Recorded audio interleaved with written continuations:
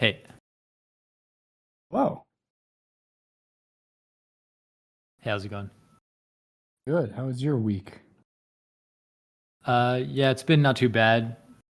I'm doing even more recordings. Actually, I met up with someone else who's in the same there's a community called MinMax, and they did a meetup during Game Developers Conference, and I met up with another community member, and we decided to start doing like a basically a weekly recording for 1 hour about the first two we did were like about game development and then about chess because he turns out to be good at chess.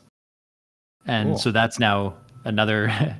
So then I basically now my week is like Tuesday I do a recording, Wednesday I do an like unrecorded talking with friends online games. Thursday is a recording day, and then Sunday I recorded my sister. So all of a Nice. sudden I'm generating hours of content This is of debatable quality. it's it's fun. I don't know. How's my audio? I've been sitting at my desk all day, so I moved to the couch and I'm just using the computer mic, but I'm sick of sitting at the desk. Is Yeah, it it sounds good. It sounds good on my end. Yeah. acceptable? Yeah. I'm gonna try and start doing some run clubs during the week. I randomly ended up at a brewery last Tuesday, and it turns out that pretty much every night of the week in Fort Collins, there's a run club at a brewery somewhere. Hmm. So I'm gonna try and start doing that, but I'll save Thursdays at least occasionally for this. This is fun. Yeah, whenever you feel like dropping in. That's cool about the run clubs.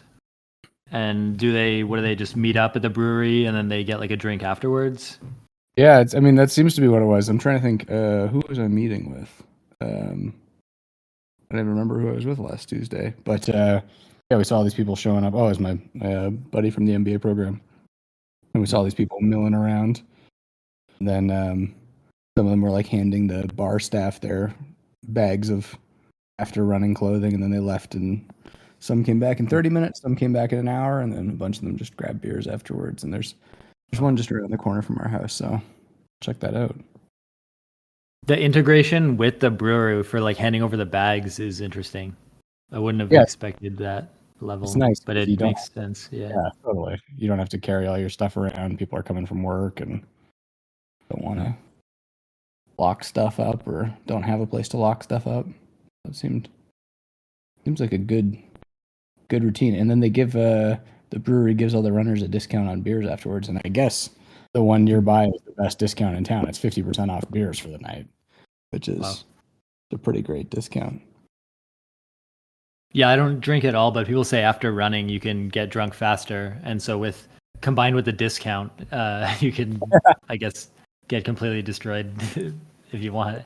After you're done getting in shape, you can just go back as far as you want, go back Yeah, downhill.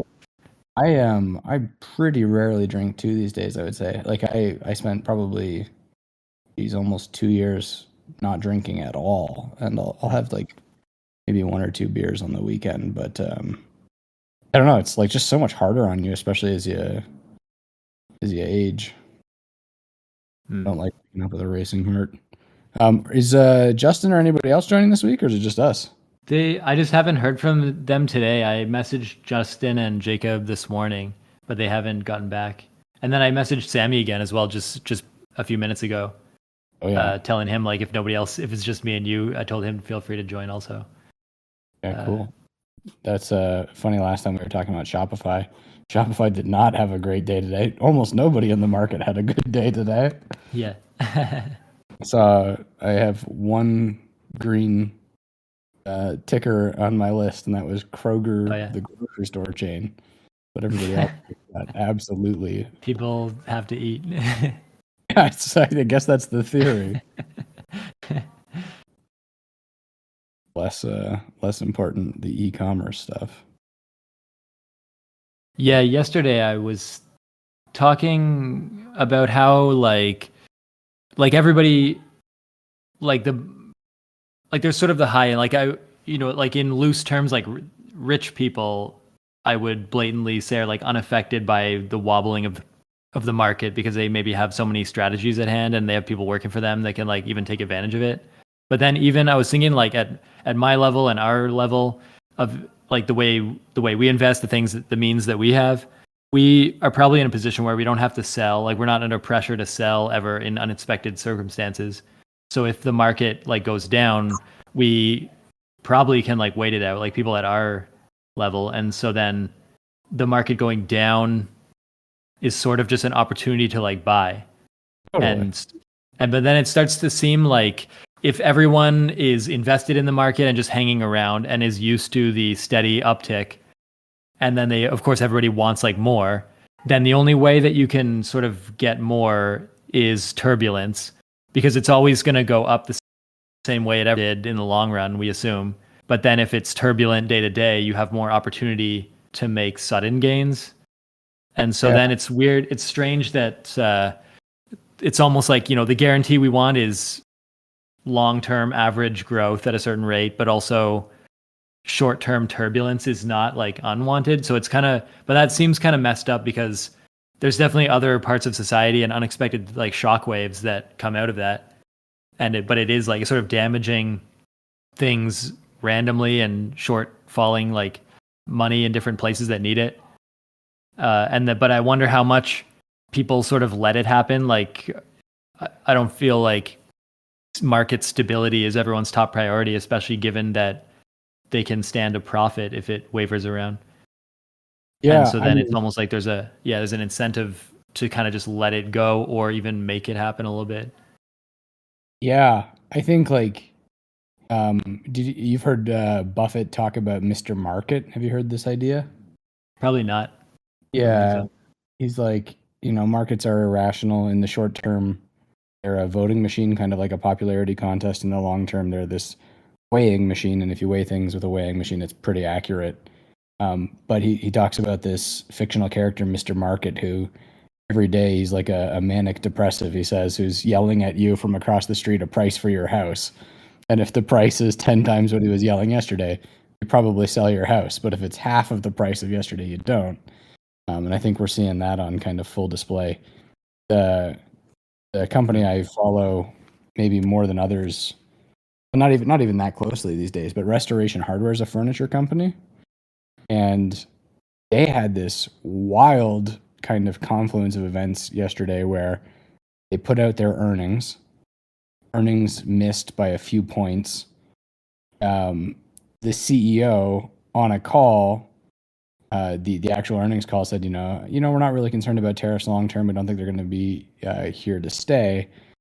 And then somebody in the background says, "Hey, have you seen the share price?" And he looks at his computer and he says, "Oh shit!" And the stock dropped 25% during that call. So like and then the people tariff. are attributing that to just his lack of worry concern to investors. Is that what they're thinking? Well, I think, I think they heard some kind of fear or panic in his voice. But I think my point is it's kind of like Mr. Market living across the street, behaving irrationally. Everybody is like this company that, notionally was worth 40% when all is said and done today, more yesterday. They missed earnings by, a few percent. They had a funny little thing where the CEO swore on an earnings call, which virtually never happens. And then all of the tariffs landed all at once. And today they lost from opening to close 40% of their market value. And so that, like to your earlier, I spent the day watching it and just buying shares because I'm like, I don't know. I might be completely wrong. It's less than a 1% position, but it still seemed like a pretty fundamentally sound business, and now they're just trading at a much more reasonable price. But yeah, I'm interested. Like I feel like at a high level, I have a grasp of, like, I just from like being in the market, I know like in a direct way that means like the stock price changes, and for us that means we can buy the stock cheaper, and when it gets, maybe it goes back to where it was or it gets reevaluated after the fear is gone and it goes back up. But what is that? Do you have a sense of like, in a practical sense, why does it matter? Like the CEO, when the CEO sees the price drop, is he just thinking like the board is going to be mad at him and he's going to lose his job? Or does he actually start calculating that like that means they can't get as big of a loan, which means they can't buy as much like wood, and then they can't make as much furniture. Or and then he Yeah, starts saying, well, then we have to cut, like, within a year we have to cut this many people to afford the fact that we sell less. Is that sort of the ripple that goes through like their the company? yeah. I think like I mean they've had inventory piling up. The housing market has slowed down. Um, I don't know what the first thing is that runs through his head when he sees the stock selling off 20%, but it probably is some combination of, um, yeah, like uh, Yeah, because it's almost like that quick sell off represents like the bulk confidence in the company of different people that are watching it, trying to predict like its future success. So then a quick fall off would be like a loss of confidence tied to like what was reported in that call or that time frame, or yeah. like world events or something.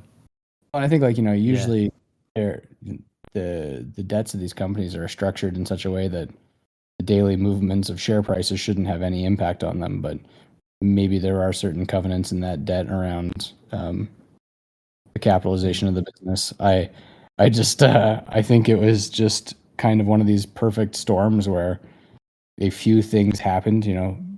A a company that has oscillated pretty wildly the last few years. Like I first started following them probably back. Right, actually, yeah. This was my big miss. Was the beginning of the COVID pandemic.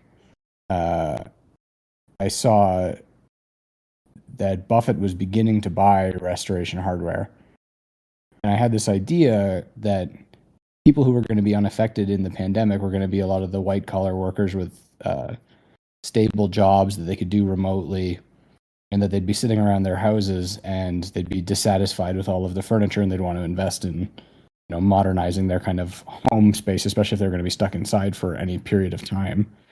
And there's a investor, Howard Marks, who's like, it's not enough to have an insight into the market. You have to have like courage to like follow along with those convictions. And I bought some shares, I think at like $90 a share for Restoration Hardware, and didn't have the courage and my convictions to stick around. Ended up selling most of them very early on, but then it took off to like $800 a share because people were buying like crazy and upgrading their homes and trying to have like these nice COVID places to be. Yeah, I don't know. Just an interesting company in a weird spot where they get a lot of their product from overseas, and I think it's just kind of one of these things where, I mean, I might be completely wrong, and that's why it's a small position still, and it might sell off to some ridiculously low number, but it seems like it's kind of still the same business it was yesterday, with maybe marginally higher costs from tariffs. I Yeah, think interesting. your point about turbulence too. I think one of the interesting things that's happened is I think those opportunities where markets sell off are going to be a lot shorter. Like even March of 2020 with COVID, it was like a period of a few days where there were opportunities to buy deeply discounted stocks, and everything kind of Right. reverted to normal. Yeah, I Just kind remember of, like yeah, it goes down really fast, up really fast. Yeah. yeah, and I think like they're going to be, Mhm. those periods are probably going to be faster and faster, because I think, like you said, so many people have figured out, or at least hope, that the long-term market trajectory is ever upwards. That's interesting. If you have like a preset sell date, like say for people in retirement or anybody making a big sell, maybe once a year or something like that in retirement, if your sell happens to be on the day that it's like really low, That's a, you just a lose a bad bunch. thing. I don't. I think a lot of retirement planners, right? They say like have 2 years of expenses, as you go into retirement, and then try and manage the risk that way, that such that you're not having a single liquidation event every year. You've got a couple of year period over which to boost funds again. But Hmm. yeah, I don't know. I mean, it does seem like the market's been expensive for a long time, and it was kind of due for a correction. And I just don't think everybody assumed it would be so obviously, man-made. Yeah, I Yeah, don't it's know. strange like this storytelling that can be done like in retrospect almost immediately, and then but then like one day earlier it's on nobody can imagine it. Yeah, totally unknowable. Yeah. Like, yeah, Yeah. yeah. I don't think anybody saw. I mean, Mm. that level of tariffs and kind of chaos coming. I think the other thing that's interesting too is like, um, so I think there's like Berkshire Hathaway, Buffett's company. You know, it barely moved today, even though almost everything else sold off. And I think like there's this. He's always said like he wants good quality shareholders who aren't bothered by like the kind of daily oscillations of the market. But I think it's actually resulted in um, Berkshire probably being overpriced because nobody is ever selling it off. Even like, Hmm. even when there is like this obvious kind of external force like tariffs and things are selling off and should be, institutional money kind of views it as a safe haven. So maybe some of it flows there. The actual retail investors who are selling everything else, most of the ones who own Berkshire aren't selling it. So I don't know. It's just this weird contrast because one of the most prominent members of the company, Ajit Jain, sold all of his shares in Berkshire like 3 months ago. And it's like I don't think any of the average shareholders are smarter than that guy. So I don't know. I don't know what that means for the other than it's probably overpriced now. Unless that guy was just getting cash to then buy the dip. He's Yeah, like maybe. He was like, I'm pretty sure these tariffs are going to happen in a ridiculous fashion. But it's funny. So his job is he's the, I think at General Re, the reinsurance provider. I think he was the head of insurance. And through an acquisition, Buffett put him in charge of all of Berkshire Hathaway's kind of global insurance and reinsurance operations. So if somebody is pricing risk, he's probably the guy, right? If anybody could have seen some like black swan type event coming, it's probably a Jeet. Hmm. Um, yeah, I don't know. Yeah, It's you probably mentioned earlier, you said that about the furniture company, you said that you saw Warren Buffett buying shares in that company, and then you connected that to the possible upcoming of like people buying furniture in the pandemic. What was the means by which you saw that? Was that like not Warren Buffett the individual? Do you mean like something public that he announces on a yeah. regular basis about what he's buying? Yeah, well, I mean, so they do disclose their purchases um, quarterly And with that's the company. Berkshire, like Berkshire Hathaway discloses that. Yeah. So you do see that occasionally they have like protections where if they've asked a regulator to give them time to like basically build a position, they'll let them keep it secret for a longer period of time. But they Hmm. typically have to disclose things quarterly. And yeah, I think I saw that he had bought um, Restoration Hardware at the time, started reading about the company, started reading their financials. And then with the pandemic, it was kind of like this. I don't know what spurred the thought, other than I was sitting in my living room too, looking at all of my crappy furniture. And I've never bought anything from Restoration Hardware. Those are some expensive couches and tables and chairs. Hmm. But yeah, it was like I bought them and I bought a company called Bassett Furniture at the same time.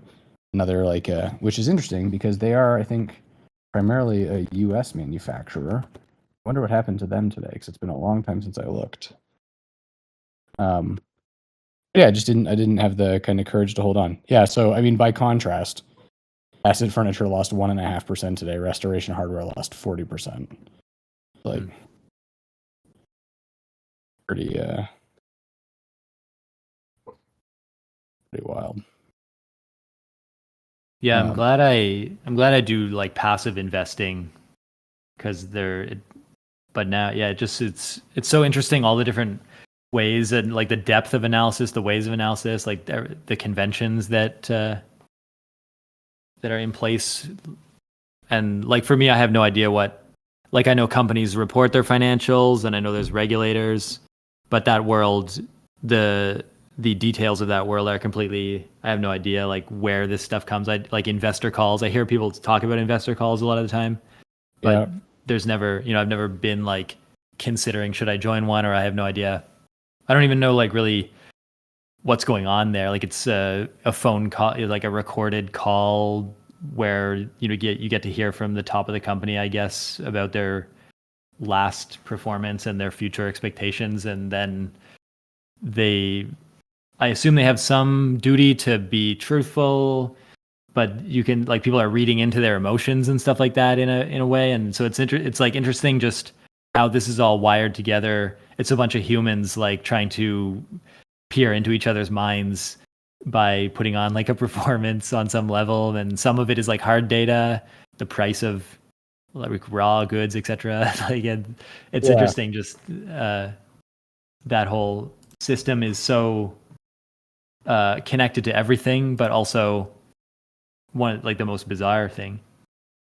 Also, such like a waste of time and like such a big brain drain. I think like the point about passive investments, like 99% of what I would do, I'd say is passive, right? Like I've been buying the Vanguard Total Market Index and Berkshire Hathaway for the last who knows how many years now, and but occasionally there's like something that's interesting, and yeah, it's much more like a hobby, and like I do like following the markets, but yeah, I don't think for us average people spending 10 minutes of research and making a big purchase is a good idea. Yeah. It's like, I mean, there's so many other things to be doing with your time too, right? Like unless you really enjoy something, there's people with some pretty strong incentives in the markets to try and beat you. So one time, I remember a couple of years ago, you said something like you were collecting money to like you said buy an apartment building or something, and I didn't know if that meant like a unit apartment or a small multi-unit thing that you were going to rent out. Yeah. Yeah, well, I remember that really well. So in God, what year was that? I can figure it out if I look at the price of Ethereum. So again, I said that we do nothing exciting with investing, but like my wife and I have this kind of rule where in any given year, if there is something interesting, like we're willing to invest 1% more speculatively.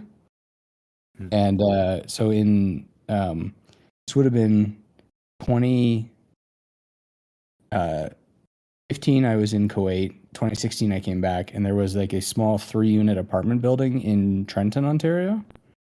Oh yeah. And it was just like one apartment on top of an apartment on top of an apartment.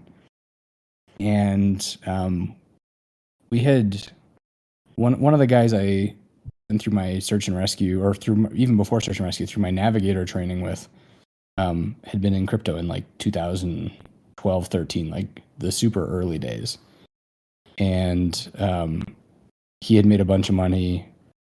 He showed up one day to the nav school where we're all driving our crappy beat up cars, driving a Land Rover with the license plate Bitcoins. And I said, Garrett, what's a Bitcoin?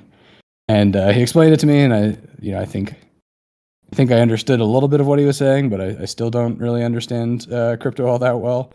And then he mentioned that there was this Canadian kid named Vitalik Buterin who was building this Ethereum thing, and Kate and I agreed that year to just like it was like a little gamble on it. And so the apartment building, we had invested a tiny amount of money, and I say invested, we had gambled a tiny amount of money on Ethereum, and it grew, I think, like initially like 30 times what we had put in.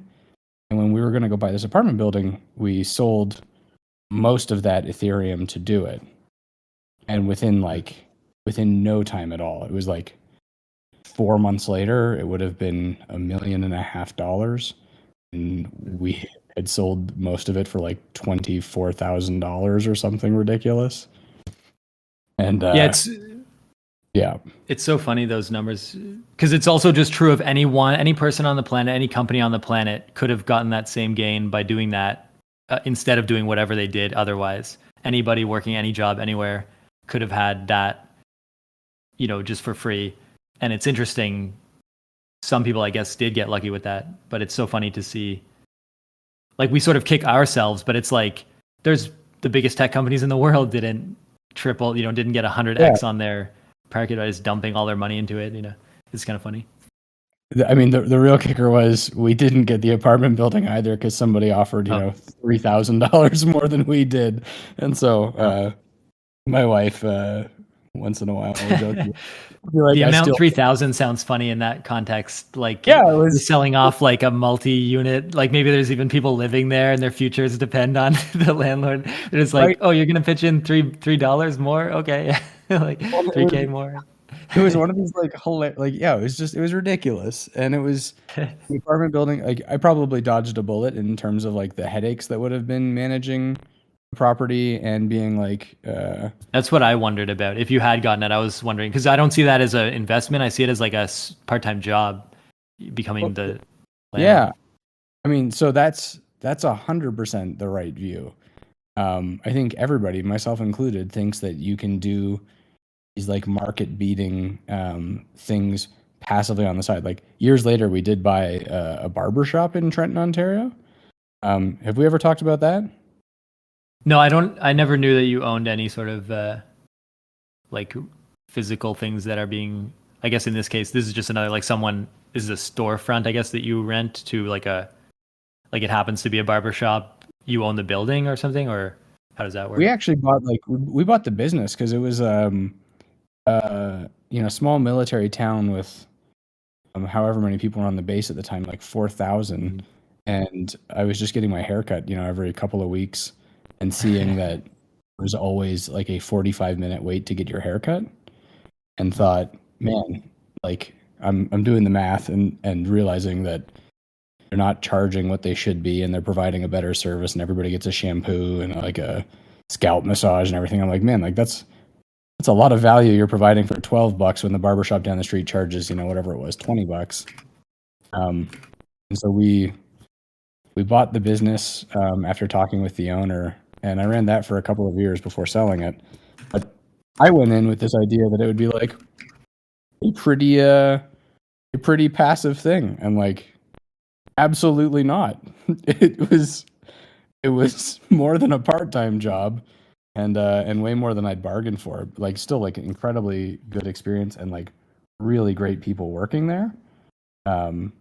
Yeah, I mean, like, how do you know that that's a part-time or full-time job? Just intuitively? Yeah, I guess I don't know if I've never thought about why I feel so strongly about that, but my thing is, I just don't want to sign myself up. I guess maybe in general, I sort of fear responsibility a little bit. So then whenever I'm putting money out there, putting myself out there, and at some point I'm going to get a phone call or an email with someone asking me to do something that I don't feel like doing. And then sometimes, as being a renter, I sort of see like I sometimes have to make requests, or I hear, people that own multiple units, if you sort of aggregate like all the little life things that are going on with people, but you get emailed whenever there's like a fire, anything, like, all these things. I just feel like, no, like, do I want to get paid some amount of money to be the guy that gets emailed and then has to email or call someone else? And then I just feel like that sounds like I'm just getting paid to do work that doesn't sound fun. So then I just kind of, I have no idea, no way to confirm that that's what it would be like, or if there's a way to like offset that work. But I just get that instinct of like, this is like, signing up for something that is kind of a bit unknown or that I can't control. Yeah. 100%.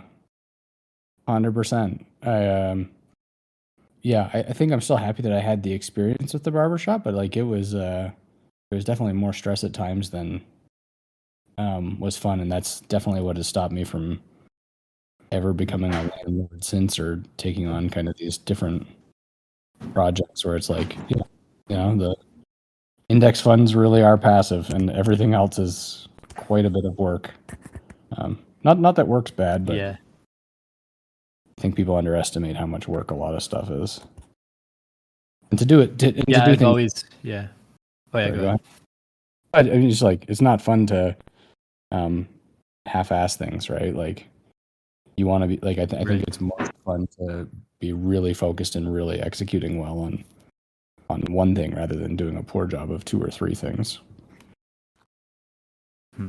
Yeah, and like for me, I've always felt like I want to optimize for like free time, and that's just sort of like that's what I like about the like you got to put money somewhere if it's growing without me having to watch it is that's nice. It feels like I'm doing the proper thing, but it doesn't it for because I sort of feel like if I got more involved with businesses or owning things, maybe I could hire people to abstract away. Like they would do the work, I would pay them something, I would get less profit but still something. But then at some point it's just like, why don't I just decide get the classic like 8% a year on average from just putting the money, and then it remains like liquid money, and I don't have to like the money's not hardly committed to one thing or another, and there's a lot more abstraction between me and whatever like weird things companies are doing. And Yeah, then my goal at the end of the day is like I sort of feel I just as soon as I can see that like I'm gonna have across the line of just enough money to do retirement and stuff, then I think the thing I'm not getting more of is time, and so I just want as much free time as possible. And I don't even. But that being said, I don't even do anything with my free time. I just sometimes I like to have enough time that I'm bored, and then when I feel bored and I'm like I have to be creative and do something with my time. Those are sometimes the moments where I do something that I feel is really reflective of the thing that I want to do to entertain myself, and it becomes like kind of artistic and interesting. And the motivation is because if I didn't do this thing, I would just be bored. But that's the state that I'm always looking for, and that's sort of what threatens that is all the little daily tasks that are necessary anyways in life, all the like just house errands and cleaning things and laundry and stuff all just like eats away at the purity of just having enough hours to sit around to actually get into a state of boredom and like distraction free and just sort of realize who you are or something, or what you want when nothing else is trying to grab your attention. yeah. I mean, it sounds like it sounds like a reflection of how good we kind of have it. It's like Mm-hmm.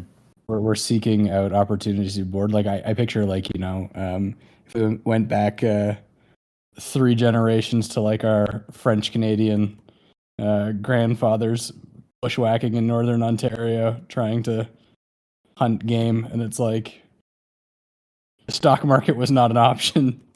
And yeah, like it's just like it's such an What's interesting time. interesting about that is like they had like immediate activities that they could do that they could connect directly to like they need food so they got to hunt, or they need to be warm in the winter and they got to chop this wood.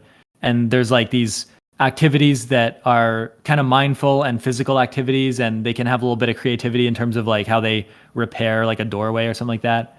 And so like they're that like life in that sense in my mind is like the activities that one is doing are have a purpose that is directly knowable. And if it's almost like you don't need to worry about being bored because there's always a little thing you can fiddle with that has either a safety need or something that does matter for one's life. But the annoying part today is that we've been like too privileged, abstracted from all of that.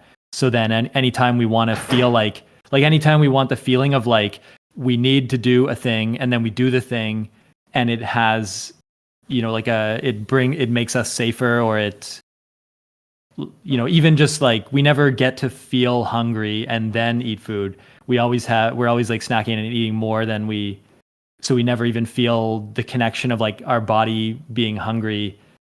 And and then we just sometimes I'm just eating because I'm bored or something like that. And that feels, it's just a weird, I feel it just kind of detaches us from the like we don't get to experience like the full human condition. And I mean we're lucky and that's good and everything, and but then I always wish that we could somehow get a bit more things in our life that mattered, like the way we do them. Like just nothing seems to have so much effect. We can kind of just like flounder around a lot, and there's nothing to measure. We have to invent our own like things to measure, and then that kind of stuff. I feel like that's probably why you enjoy the ultra running stuff. Part of it, at least, right? Is it's like, for me with the cycling and running, it's like, you're feeling like a level of discomfort or suffering, I think, that you don't normally. And it is so much more rewarding than most of the things we do. It's really interesting you talk about, you said something like you used the word abstract, I think. But like, seeing like the direct rewards of your work, like particularly in software, you may be working on some project and you're not even sure necessarily of the ultimate purpose of it, especially if you're not directly involved with the customer or the end user.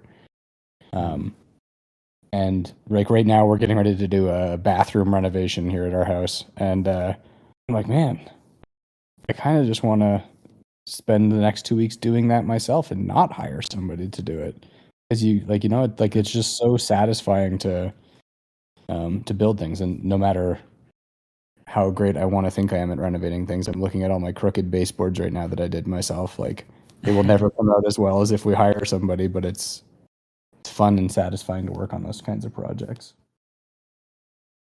Yeah, there's a couple of my coworkers today at lunch. They were talking about various projects around their house, repairing like fence posts or holes in the wall, or making like the corners of where wood connects like stronger with little side projects. And that seems like a thing that like people get a home, they buy tools, and then they start fiddling around with different projects at their house. That seems like a progression. And like I'm in a position, there's like a hole in my wall right now, like a towel rack was loose and it fell off. So I asked them like, if I want to just get that towel rack on the wall, how do I even think about repairing that? And so now I know there's like I don't know what it's called, but it's like a metal wedge that you put through the hole and then it expands on the other side. And then it's just like a bolt that will bind the towel rack to the wall. The old drywall anchor. Yeah. It's like It's so funny. I think our first house that we bought back in Canada, we walked into it and it smelled like somebody had smoked a pack of cigarettes a day in there for the last 30 years. And it turns out two people had both smoked a pack of cigarettes a day in there for the last 30 years. And my wife and I like stepped in and we're trying to be polite. The realtor could see like we were terrified of this house and we left. And like 2 weeks later, after looking at a bunch of other houses, we're like, man, that house was really not great, but it was less than half price of every other house.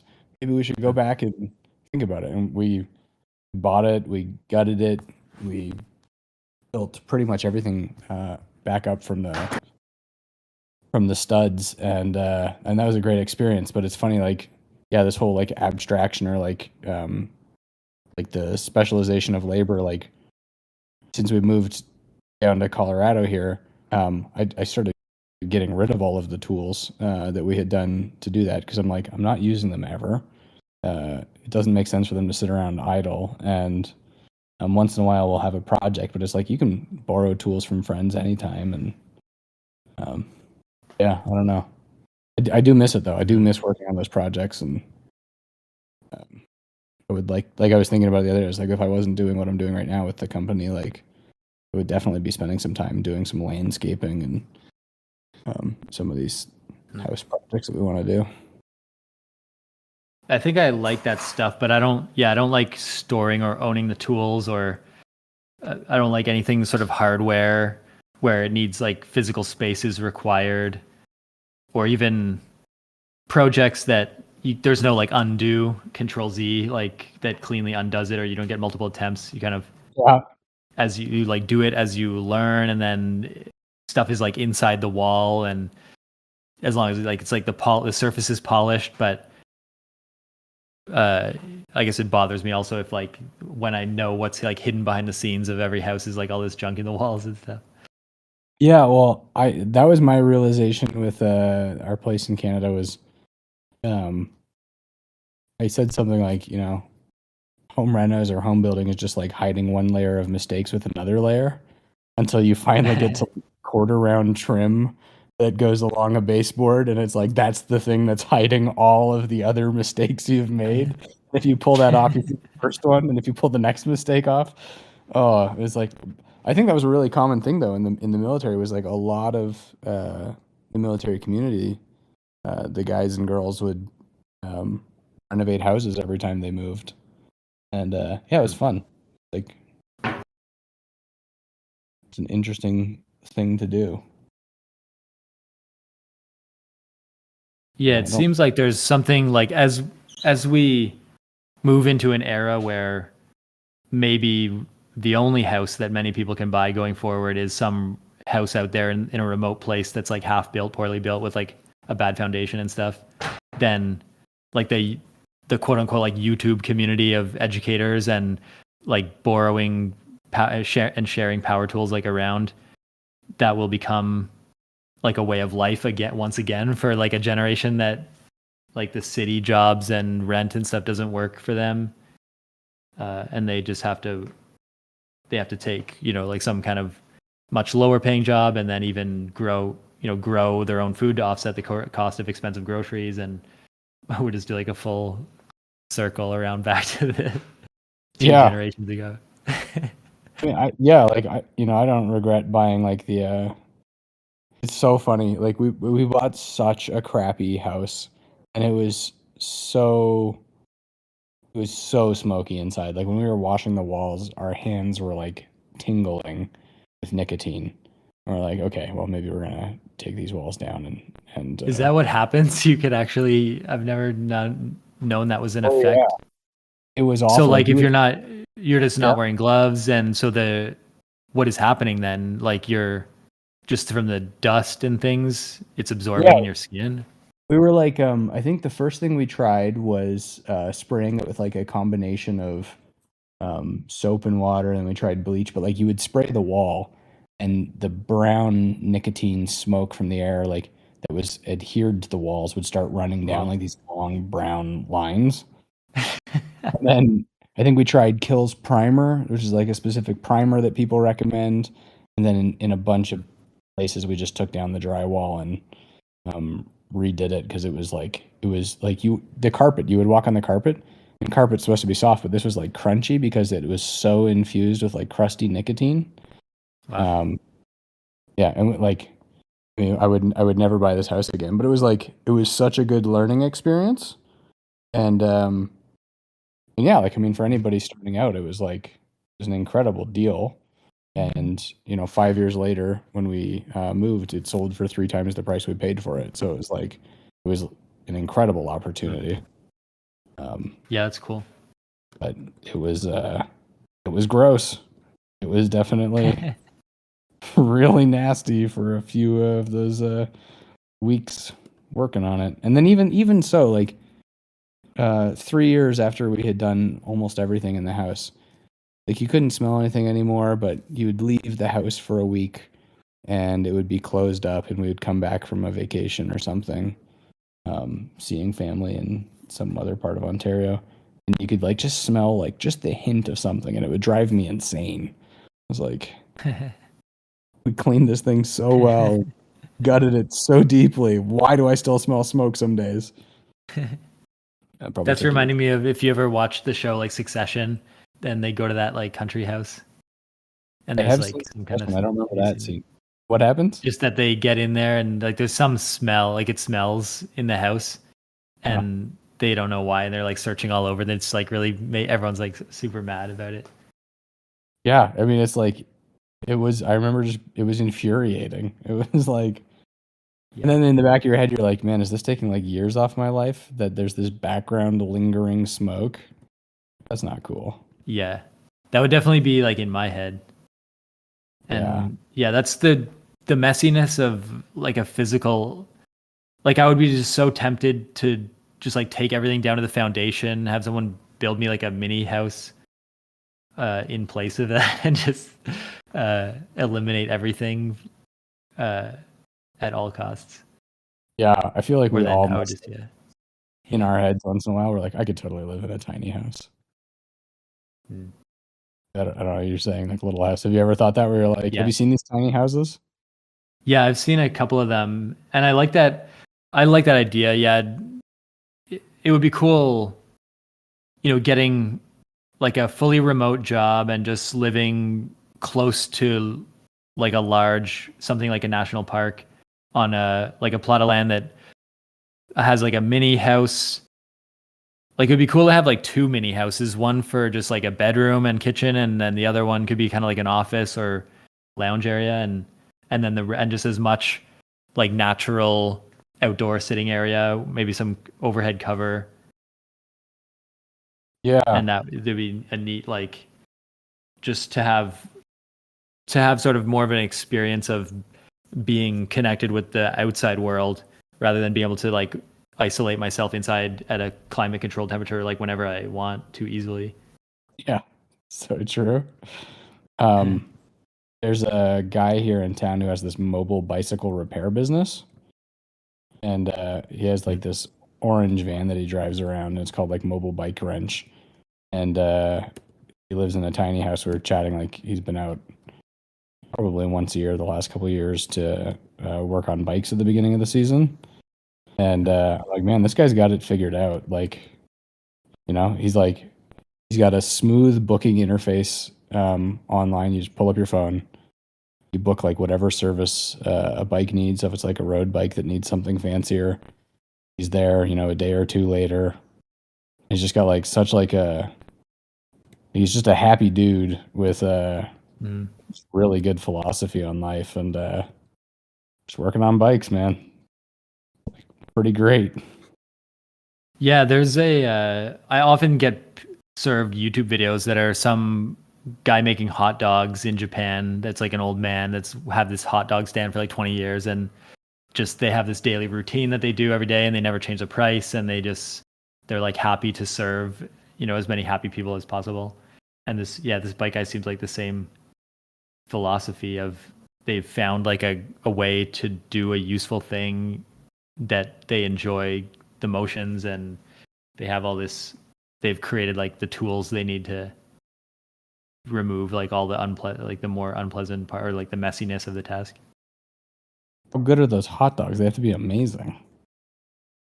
They did look good. They were like sausage hot dogs that he would like slice and then he said he made a point of like he could cook these faster, but he likes to heat up the bread and then cook the sausage and then he prepares like the other ingredient like some of them have like a sunny side up egg that goes on them and he prepares all the ingredients sort of kind of individually and assembles it like so that everything kind of comes together and like it's all served very fresh and he puts like I guess he's one of the guys that like says he puts like the care and the love into that each one he creates that he believes like people can taste.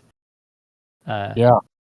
And it was also a really well shot video. They had like just very cinematic footage of like his morning preparations and the line forming, and then during his daily cooking.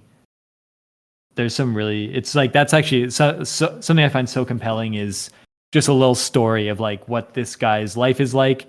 But I love seeing shots like these static shots of them, working through the window or the steam coming over a pot and then combined with them, the interviewer asking them like a question and they respond with some kind of like insightful philosophic message or something. Yeah, that's awesome. That's like, I mean, it's just art at that point. Mm. Um, But it does feel like you could kind of take anyone's life and then film it in that way. And then I start to wonder, like, whatever we do, like, we don't see our own life. Like, we see these bicycle repair people and stuff, and we think there's some purity to that. But there's like, there's probably a lot of messiness in that person's life and things they know that like frustrate them. And then, so then maybe you could just kind of shoot our lives like cinematically and then make them look beautiful in a way that, and I wonder about that because I don't even think we would recognize our own lives if we saw them just like the highlights and the cinematic shots Yeah, shown to us in like a 10-minute, narrated video. totally. I mean, like It's so interesting. Yeah. that's kind of I mean, they're obviously not anywhere near as um visually impressive, but that's kind of like the problem of Instagram, right? Is it's like everybody's perfect life. It's like how are people still Mhm. not happy? Um, Yeah. yeah, I mean, that sounds like there should be a series just called like Simple Happy Lives, and I mean, yeah, I don't know. We should all try and figure out the things like I don't know. That's part of why I want to do these run clubs because it's just like finding opportunities to go out and do the things like you really deeply enjoy that aren't supposed to be super easy, Mhm. And even still, we've made it easy because there's beer at the end. Yeah, sometimes I get a weird feeling if I do like something like a run club, and then I'll sit at a table and I'll sort of realize that there's these groups of friends. They're like runners. They either talk about runners talk about running a lot and races and nutrition, and I always, I go and I do the run, and then I sort of think, well, we did the run. We all know we're runners. We've like achieved running. Now let's have like a discussion about like another hobby that it's like let's improve our lives in some other way since we don't. But it's like then you just realize everyone's like hyper specialized at running, and they want to just like shave a minute off their time, and they talk about like all these detailed things about running, and then they also, but then it's like and then they spend too much time like socializing or something, and then you think it's like it just is it's weird. It's like am I it starts making me wonder like am I spending too long here or like over optimizing on running, and it makes me anxious because then I just want to go do like any other activity because then I just immediately feel like there's diminishing returns to running. And yeah, I suddenly want to meet like non-runners because that there'd be more like I would get more depth and variety of people when if there's like a whole eve. It's like you do a work day, a whole evening is like running, talking to runners. Then you just sort of feel like there's I got to fit something else in there too, or else it's just like what did I start calculating like oh I could do a 10K run on my own faster, and then I could go meet up with this group online or something, and then I fit in two things, and it's there's a weird thing there where it's sometimes anytime, but that happens with any group I meet up with. I start realizing like the group is sort of focused on one thing, and then it starts to bother me because then I just feel like there's not enough awareness of like what other activities are out there that things we need to cast like a wider net or something. Yeah, it's like I don't know. I think I mean I think ultimately as long as you show up to the end of the day and you're tired and you're ready to fall asleep, it's like that's probably the sign of like that was a good day. Yeah, we got enough out of it. Have you heard this it was like it went viral a few years ago, this idea that some people have monologues in their head and some people don't? Oh yeah, I don't know if I heard exactly that, but I heard some people do not see anything visual in their head at all. Right, it's like Hmm. aphantasia or something, or what there's like Yeah. name for it. Do you have like a running monologue in your head? Like do you narrate things as you go?